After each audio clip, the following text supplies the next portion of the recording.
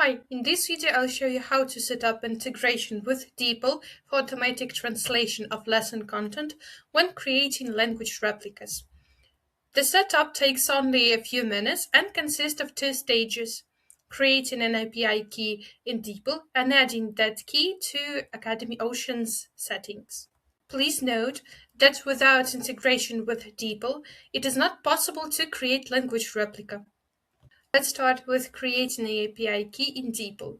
Log into your DeepL account and open the account settings. Then go to the API keys and limits section. Click Create Key and give it a clear name. Be sure to grant the key all necessary access permissions.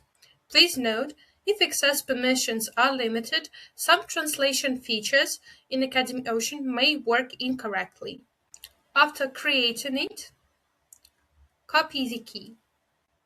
We also recommend storing the API key in a secure place and not sharing it with third parties. Let's go back to the Academy to connect the key. Go to the Academy settings, click Open Integration, and select Integrations. Find the DeepL card and enable the integration by switching the toggle to the appropriate position. Paste the previous copied API key into the correspondent field and save the changes by clicking the check mark. After this, the integration will become active.